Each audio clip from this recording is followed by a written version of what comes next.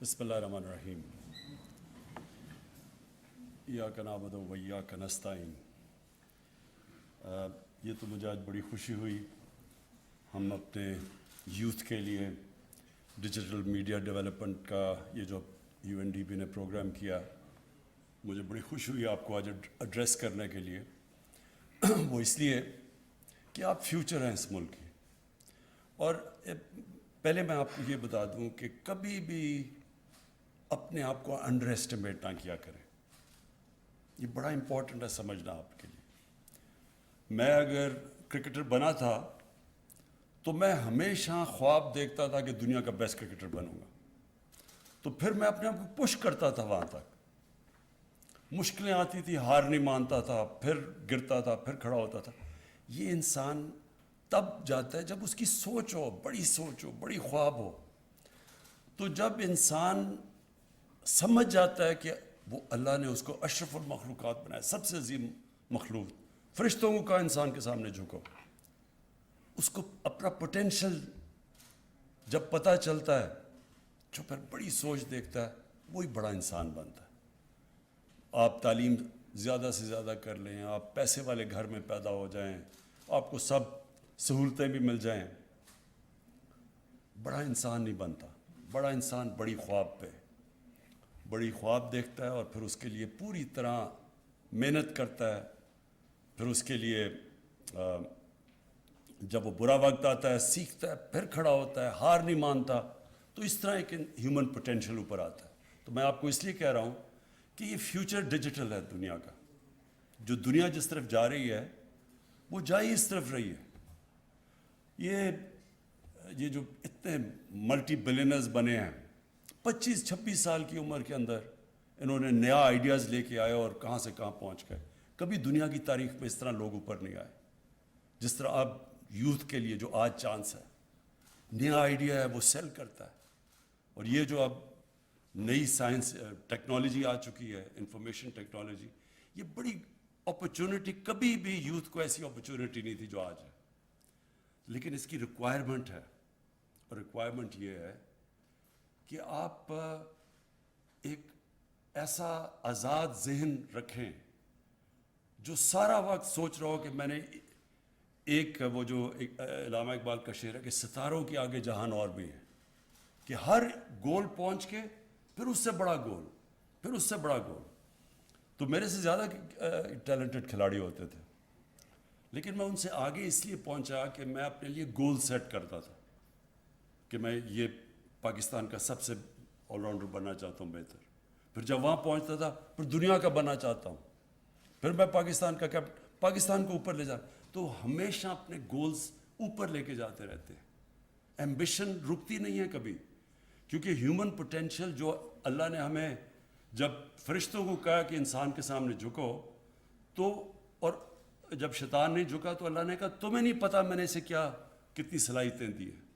تو ہمیں خود ہی نہیں پتا اللہ نے کتنی صلاحیتیں دی۔ تو آپ کے لیے بڑا زبردست یہ موقع ہے، اور یہ صرف اپنی ذہن میں یاد رکھنا کہ آپ جتنا بڑا سوچیں گے اتنے بڑے آپ پہنچیں گے۔ لیکن قرآن کی ایک آیت ہے کہ انسان کو اتنا ہی میں دیتا ہوں جتنی وہ سٹرگل کرتا ہے، آپ کو اتنا ہی ملے گا جتنی آپ سٹرگل کریں گے۔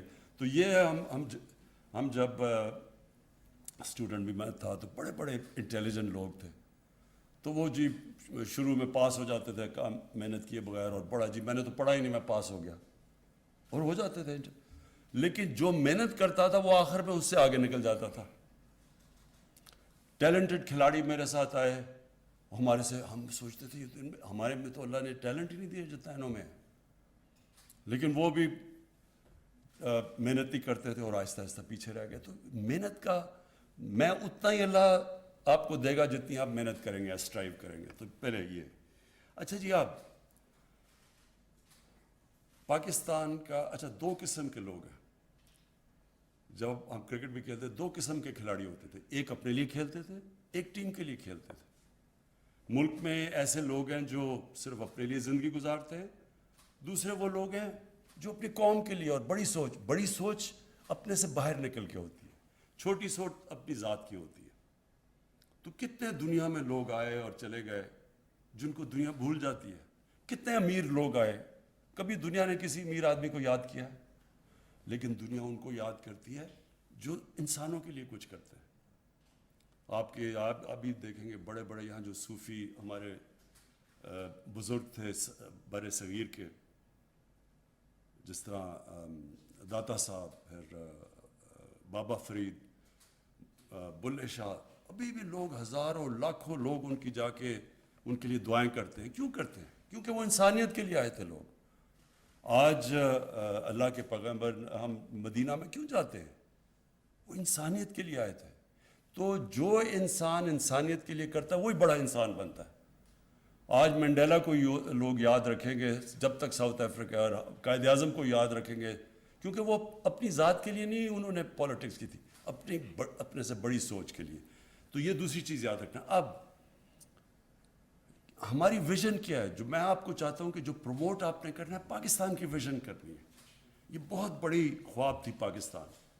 تو کیا ویژن ہے پاکستان کی؟ کیوں بنا تھا؟ ہم نے اگر یہ ہندوستان میں بھی جن مسلمانوں نے رہ جانا تھا انہوں نے بھی پاکستان کے لیے ووٹ کیا.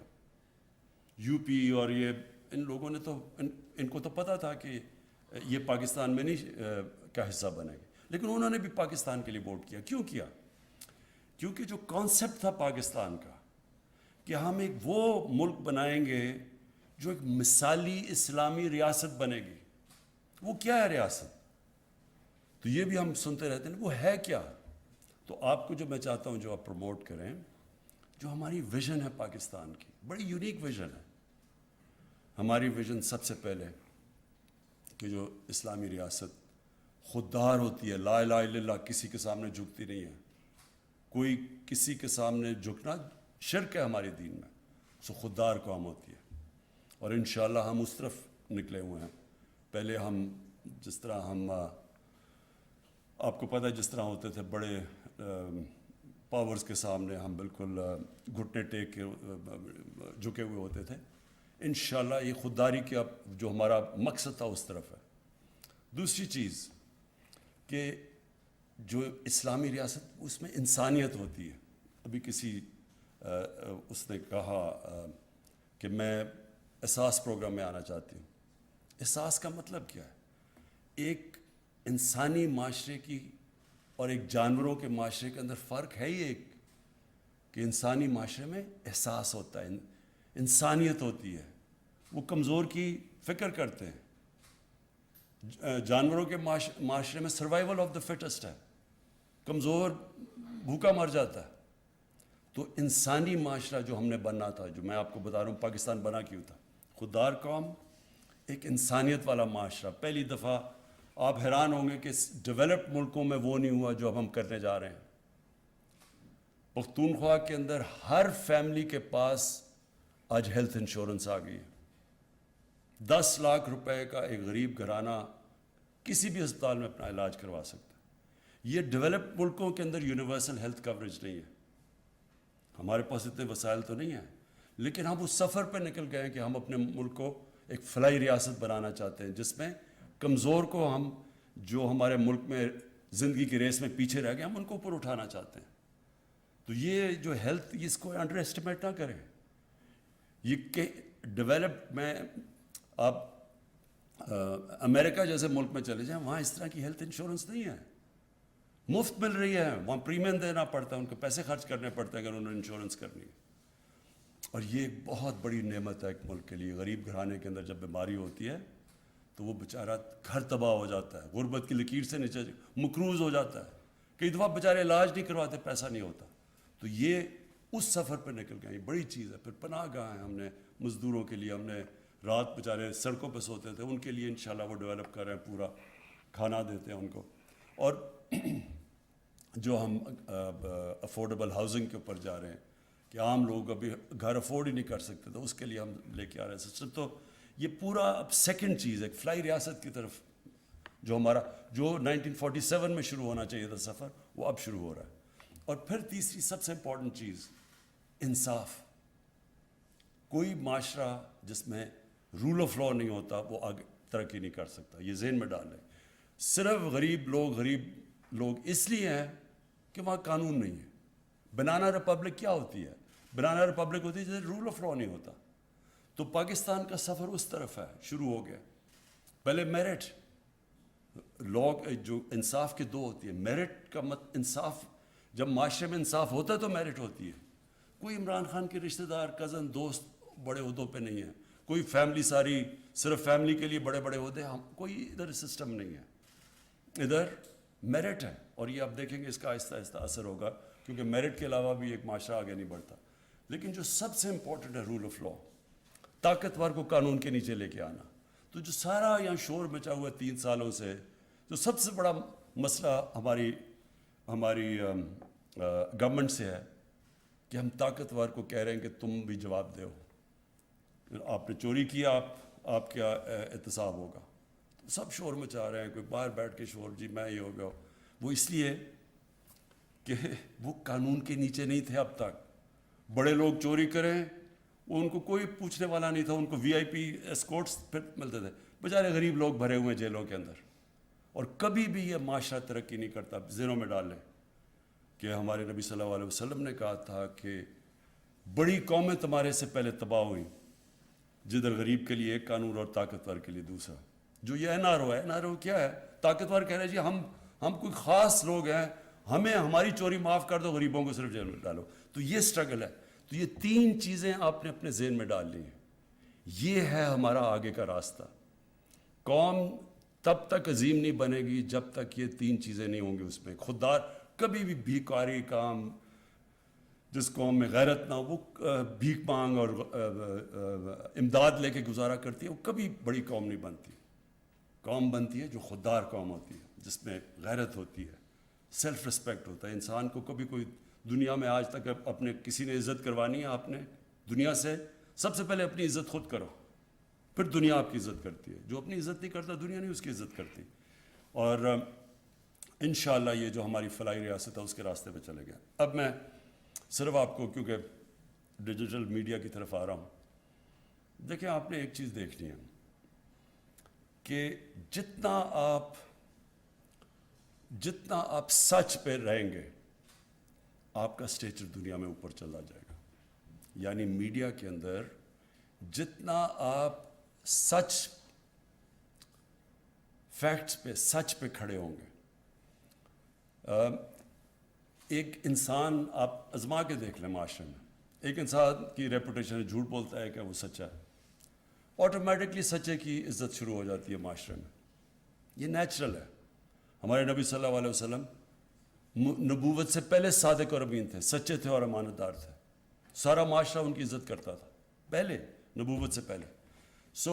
جو آدمی جو سچا ہوتا ہے, معاشرہ اس کو یاد رکھتا ہے. گاؤں میں ہوتے ہیں لوگ, ان سے جا کے بٹھاتے ہیں, جی انصاف کرو کہ آپ سچا آدمی ہے, ذرا اس سے پوچھو کہ اگر یہ 2 ڈسپیوٹ ہو گئے, وہ تو ہر جگہ رسپیکٹ ہوتی ہے. تو جرنلزم میں بھی ایک جرنلزم تھوڑی دیر کے لیے فائدہ اٹھا لے گا فیک نیوز کر کے اور جھوٹی خبریں چلا کے, وہ لاسٹ نہیں کرتا. وہ اس کی ڈیوریبلٹی نہیں ہے, وہ ٹائم کے اندر وہ ڈسکریڈٹ ہو جائے گا. اور سب سے بڑی جرنلزم کے اندر جو اسٹرینگتھ ہوتی ہے, آپ کی کریڈیبلٹی ہوتی ہے. اور ہماری گورنمنٹ, میں یہ چاہوں گا کہ آپ ہمیشہ سچ لکھیں, تنقید کریں تو سچی تنقید کریں. کیونکہ جو گورنمنٹ, اگر ہماری گورنمنٹ کرپشن نہیں کر رہی, اور اگر ہماری گورنمنٹ قانون نہیں توڑ رہی ملک کے, تو ہمیں کوئی فرق نہیں پڑتا آزاد عدلیہ سے. نہ عدلیہ سے فرق پڑتا ہے, نہ آزاد صحافیوں سے فرق پڑتا ہے. فرق ان کو پڑتا ہے جو کہ چوری کر رہے ہوں تو ان کو کنٹرول کرنا چاہتے ہیں جوڈیشری. ڈکٹیٹرز قانون توڑ رہے ہوں تو وہ کنٹرول کرتے ہیں میڈیا اور جوڈیشری. لیکن آپ کو یہ وہ گورنمنٹ ہے 3 سال میں چیلنج کرتا ہوں, پاکستان کی تاریخ میں کوئی گورنمنٹ نہیں آئی جس نے میڈیا کو بالکل چھوڑا ہوا کھولا. آپ ذرا دیکھیں کہ آپ صرف یہ اٹھا کے دیکھ لیں, آپ کے لیے بڑا آسان ہوگا کہ 3 سال کے اندر کتنی پرو خبریں نکلی ہیں ہماری اور کتنی اینٹی, کتنے پرو پروگرام ہوئے اور کتنے اینٹی. میں گارنٹی آپ کو کرتا ہوں کہ 70% ہمارے اگینسٹ پروگرام گئے ہیں. میں گارنٹی کرتا ہوں کہ جو نیوز آئٹمس جن کی اینگلنگ ہے میجر اخباروں میں دیکھو 70% ہمارے خلاف ہے. کبھی کسی پرائم منسٹر کے اوپر اس طرح کی چیزیں نہیں کسی دنیا میں, کیونکہ میں جو اصل ڈیموکریسی میں 20-30 سال میں نے وہ بھی دیکھی ہوئی ہیں, باہر کی ڈیموکریسیز, انگلینڈ دیکھی ہوئی ہے جو مدر آف پارلیمنٹری ڈیموکریسی جسے کہتے ہیں, کبھی اس طرح کا سلانڈر منسٹرز اور پرائم منسٹر کے اوپر نہیں ہو جو یہاں ہوا. ایک ہمارا آزاد کشمیر کے پرائم منسٹر الیکٹ ہوئے, 3 میجر اخباروں نے فرنٹ پیج پہ لکھا کہ جی یہ وہ ذائچہ نکال کے اور یہ کوئی پتہ نہیں جادو کی وجہ سے وہ کر کے تو اس کو پرائم منسٹر بنا دیا. آپ سوچیں کہ اس سے بڑا سلانڈر کیا ہو سکتا ہے کہ ایک ملک کے پرائم منسٹر کو کہہ رہے ہیں کہ اس نے آزاد کشمیر کے پرائم منسٹر کو اس لیے نہیں نومینیٹ کیا کوئی ذائچہ نکال کے اور اس کا پتہ نہیں کوئی جادو یا پتہ نہیں اس طرح کوئی بات. فرنٹ پیج کے اوپر میجر اخبار لکھ رہے ہیں. یہی انگلینڈ میں لکھتے تو میں آپ کو گارنٹی کرتا ہوں کہ کم از کم ملینز آف ڈالرز کے مجھے ڈیمیجز مل رہے تھے جو میں نے اپنی چیریٹی کو بھیجنے تھے. شوکت خانم کو بڑا فائدہ ہونا تھا اس سے. تو یہاں جس طرح کا ہم نے میڈیا کو آزاد چھوڑا ہوا ہے, میں پاکستان کی تاریخ میں, کیونکہ میں تقریباً پاکستان کے ساتھ ہی بڑا ہوں, کبھی اس طرح کی میڈیا فریڈم نہیں تھی کیونکہ ہمیں فکر نہیں ہے. لیکن ہمیں مسئلہ فیک نیوز سے ہے, ہمیں مسئلہ پروپیگنڈا سے ہے. اب یہ پروپیگنڈا سوچیں باہر کے لوگ پڑھ رہے ہوں تو وہ کیا سمجھیں گے پاکستان کا کہ ملک کے پرائم منسٹر نے جی ذائچہ نکال کے اور وہ اس کو کیا, اور اس کے اوپر وہ 30 سال سے گراس روٹ پولیٹیشین ہے آزاد کشمیر کا, اس کے لیے کتنی بڑی توہین ہے کہ جی وہ ذائچہ نکال کے وہ الیکٹ ہو گیا. سو یہ بڑی ایک ملک کے لیے ڈیگریڈنگ چیز ہے. لیکن تو میں کہنے کا آپ کو کہ آپ نے کیا کرنا ہے, جو کہ سچ کو پروموٹ کرنا ہے, ویژن کو ملک کی پروموٹ کرنا ہے. کوئی ہم نہیں چاہتے, یہ جو فواد چودھری نے بالکل ٹھیک بات کی, پہلے یہ سارا اسٹیٹ میڈیا اس کو پروپیگنڈا کے لیے استعمال کیا جاتا تھا. لوگوں کے اربوں یہاں سے چوری کر کے پیسہ باہر لے گیا تو ان کا سارا مقصد یہ ہوتا تھا, رشوت دیتے تھے میڈیا کو کسی طرح ان کی چوری چھپ جائے, اور پھر رشوت دیتے تھے عدلیہ کے اندر بھی لوگوں کو تاکہ ان کے کیسز نہ سنے جائیں, اور پھر کنٹرول کرتے تھے ان کو کیونکہ ان کو چھپانے کے لیے بہت کچھ تھا. تو آپ سے ہماری ملک کی آپ نے ویژن پروموٹ کرنی ہے اور بتانا ہے کہ اصل میں یہ ملک کا مقصد کیا تھا بنانے کا اور ہم کدھر جا رہے ہیں. اور یہ اپنے ذہن میں ڈال لیں کہ آپ کی کریڈیبلٹی ڈپینڈ کرتی ہے جتنا آپ محنت کر کے ریسرچ کر کے اپنی جو میڈیا کے اندر اپنی ویوز دیں گے, اتنا ہی آپ کی کریڈیبلٹی اوپر جائے گی, اتنی آپ کی ویلیو اوپر جائے گی. اور فائنلی جو میں نے آپ کو بات کہنی تھی کہ یہ بڑی پھر سے اپرچونٹی ہے کہ آپ کے لیے انوویشن, سوچیں, نئے آئیڈیاز لے کے آئیں. کبھی اپنے مائنڈ کو بند نہ کریں, ذہن کو سارا وقت نئے آئیڈیاز کا سوچیں, کیونکہ یوتھ کے لیے کبھی ایسی اپرچونٹیز نہیں تھیں, کبھی بھی ہیومن ہسٹری میں اس طرح کی اپرچونٹی نہیں تھی کہ 25 سال کے لڑکے وہاں بیٹھ کے اربوں پتی بن گئے اور انہوں نے اپنی پوری بزنس شروع کر دیے. کبھی ایسے نہیں ہوا تھا, لوگوں کو بڑے لمبے پروسیس سے گزرنا پڑتا تھا. تو یہ بڑی زبردست اپرچونٹی, اور انشاءاللہ ہماری گورنمنٹ آپ کو پوری طرح فیسیلیٹیٹ کرے گی. شکریہ.